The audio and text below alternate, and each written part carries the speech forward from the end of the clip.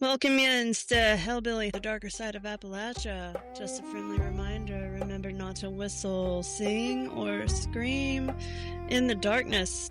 You might find yourself surrounded by a skinwalker or someone who might be there to steal your catalytic converter or some copper. Either or, it's not going to be pleasant. Hello, and welcome to the inaugural episode of Hellbilly, the darker side of Appalachia. I am going off script a little for this episode because it is the initial episode. And you know what? Why the fuck not? To those with little ones, yes, I cuss. I'm Appalachian. That's what we do. We also clutch our pearls at various points in time, steal catalytic converters and copper, can things, don't whistle at night, whisper or scream, get water from springs, catch minnows, go fishing, and stand up for what we believe in, amongst other things, and we'll cover that. But I digress. The purpose of this podcast has been a long time coming for me, and a labor of love, and I hope that you enjoy what I am going to put out, and I hope that it becomes a long-running podcast, because there is a lot here that we can talk and discuss, and maybe even bring some people in to discuss with us. But to start, I think first an introduction, and then we'll see what happens.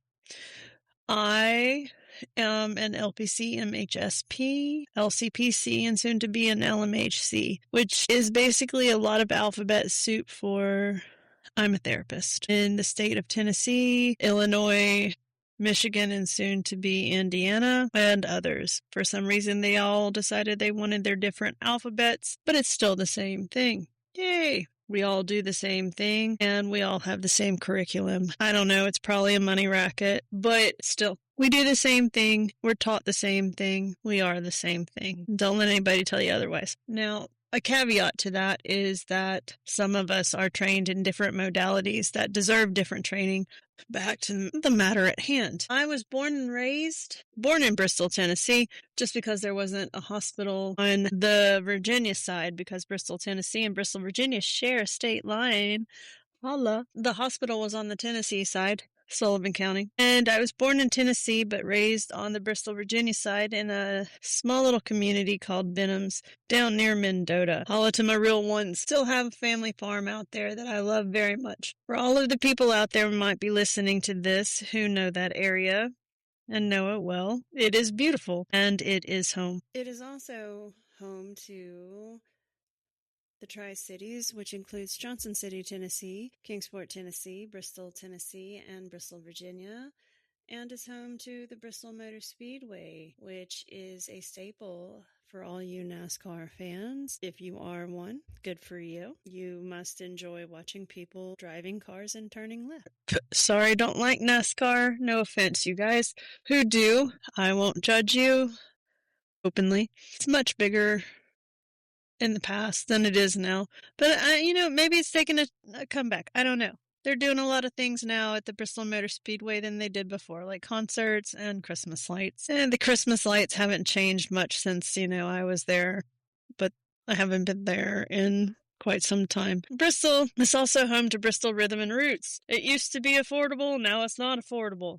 Don't know why exactly, but you know what? Hey, I quit going when it became absolutely ridiculously expensive to go and not worth it. The last time I went, Cracker was there. Shout out to Cracker, you're one of my favorite bands. Almond Grove is your best song. Absolutely. Thank you for that song. Let's talk about Appalachia. Appalachia is a region that spans from probably all the way from New York down to around Mississippi. It was formed 480 million years ago when plates came together and said, hey, I love you and I love you, and they pushed together and made a mountain range that was volcanic. And then at some point, it stopped being volcanic when they decided that they were not volcanic anymore, and they were tired, and they just wanted to retire and not be volcanic. And so that volcanic energy transferred to the people. And disclaimer, I am a therapist with a degree in psychology and counseling, but I am not a historian, so you're getting a fast and loose history of how this went down. It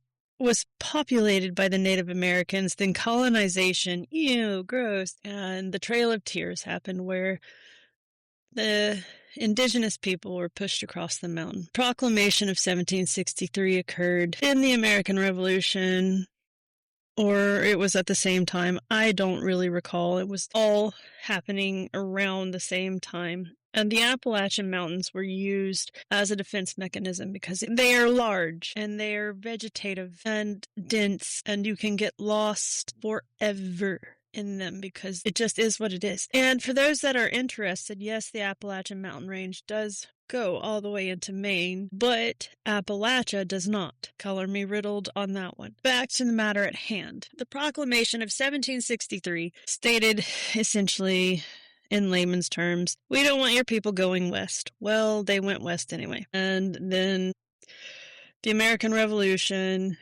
guerrilla warfare was very popular in the Appalachian Mountain Range because mountain people from Elizabethan England, Scotland, Ireland, Germany, all over came there with the colonization, fought, and you know how that ended. And, you know, zip, zip, zip, zip, zip, fast forward music, we have the American Civil War. And a lot of battles took place in the heart of Appalachia, which would be West Virginia, Southwest Virginia, Northeast Tennessee, parts of Kentucky, those regions. A lot of battles took place in that region, and guerrilla warfare was again top of the line because we are mountain people and we know the mountains and we know how to fight within the mountains. And there are a lot of caves and cave systems underneath those mountains because the mountains were volcanic. So I'm just, imagining back in the day what it must have been like to fight and move through an area that you knew that other people didn't know well. And then we fast forward to the Industrial Revolution, where the Appalachian region was used for timber, iron ore, and, as it is very well known, coal. Coal and Appalachia are like peanut butter and jelly, or they used to be, because they aren't anymore. And like anything, it's good until it isn't. You have it until you don't have it anymore. Looking at you, Welch, West Virginia. And in case you're wondering, Welch, West Virginia is probably, the last time I checked, the poorest town in the United States, unless something has changed. You can fact check me on that one. I don't mind. You can fact check me on anything because I'm always open to learn. Places like, I'm guessing, Wise, Grundy, Norton, Hazard. Wise, Grundy, and Norton in Virginia. Hazard, Harlan County, Harlan in Kentucky. Welch in West Virginia. All of these places that were central for coal mining and production eventually lost their place and ran out of business. And because they ran out of business, they started delving into poverty. And that leads us to what we now know as here. So have you ever noticed how people talk about Appalachia like it's a ghost story? Like we kind of just appeared one day, barefoot, angry, half feral, out of the fog, with no origin, no context, just attitude. Nobody knows or likes to talk about what made that attitude. Nobody knows or wants to talk about what made us poor, because we didn't get poor by accident. And as I mentioned, people came into the mountains with these papers and these promises. And they bought the land for pennies and found ways to take even that back. The timber that I mentioned earlier got clear cut. Coal got ripped out of the ground as though they were digging into bone. And the money that they promised, it didn't stay. It moved, quiet and efficient, straight out of here.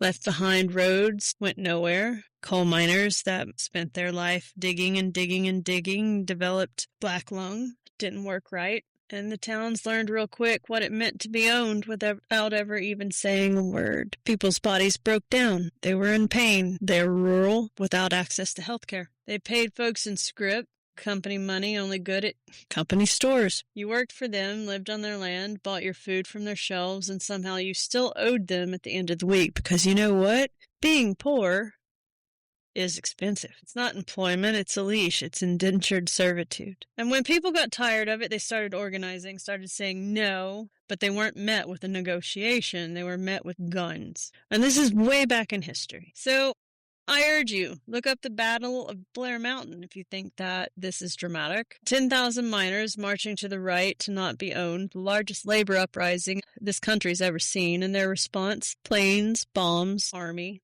And all of that was just to keep people in line. Dark days. So yeah, the people around our area learned something. They learned that authority doesn't always mean justice. They learned that help usually comes with a price tag. But most importantly, most deeply Appalachian, they learn that if you don't protect your own, no one else will. And then, after all that, like salt on a wound, or salt lick on a wound, you turn on the TV and you see yourself reduced to a punchline because of your poverty or your dialect. Backwood, violent, ignorant, a caricature with no teeth and too many opinions. And let me tell you something, there are a lot of opinions in this world, and a lot of them aren't coming from Appalachia. Just leaving that there. It's impressive, really. To be exploited, abandoned, and mocked for how you survive? I don't know about you all, but that kind of thing settles into people. It settles into your genetics, and it becomes a way of being. And it creates not just a dark thing, but a strong thing. A strong people. It's not loud, not typically, not always.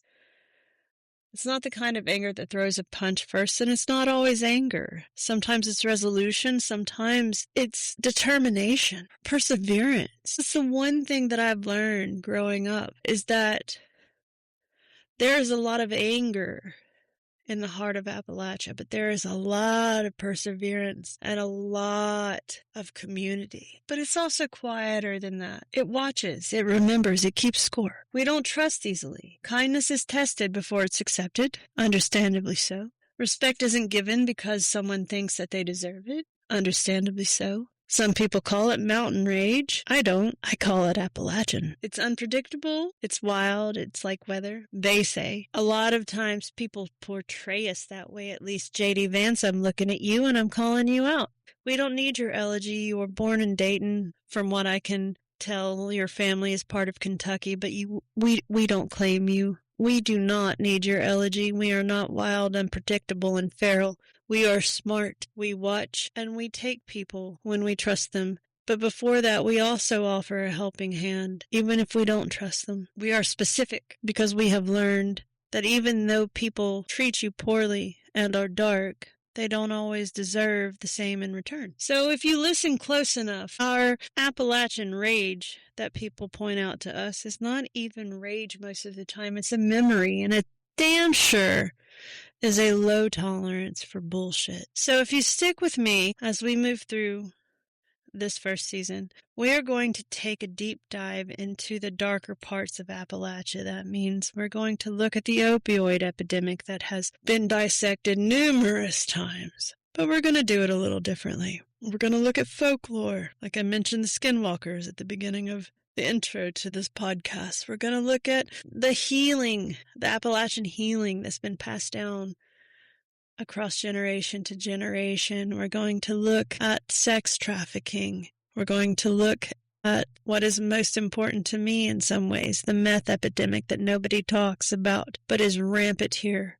And I make a joke about in the intro, because I make a joke about everything. We're going to look at all the dark pieces that come together to make Appalachia what it is, and the parts that everybody ignores. And we're going to do this so that people start paying attention, because this part of the country is a country in and of itself in so many rights. And we are well equipped, and have always been well equipped, to take care of ourselves. So if I reckon you made it this far, you've heard enough to know this ain't just a story, it's a pattern. And patterns just don't disappear because somebody outside the mountains gets uncomfortable with them. So if you ever find yourself driving through these hills, windows down, thinking you understand what you're passing through, just remember you're not looking at some relic, not some frozen in time place folks forgot to fix. You're looking at people who adapted, who learned, who kept what mattered and let the rest fall where it may. And yeah, maybe we were a little slow to trust. Maybe we don't take too kindly to be talking down to.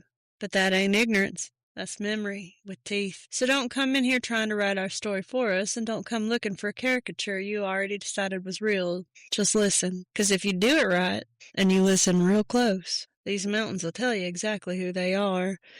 and it won't sound nothing like what you've been told. Thank y'all for sitting a spell with me on Hellbilly, the darker side of Appalachia. Come back next time and we'll keep on digging. Till then, don't go whistling into the night. Postscript. I did a little fact checking myself just to be sure because my mama made sure to teach me to own up to my mistakes. And J.D. Vance was raised in Middletown, Ohio. While that's not Dayton, it sure as shit is between Cincinnati and Dayton, which is not Appalachia. So the fact remains, we don't claim him. Sorry, Mr. Vance. You can take your elegy and shove it up your ass. This has been a Strummer's Mom production. Thanks, Frank.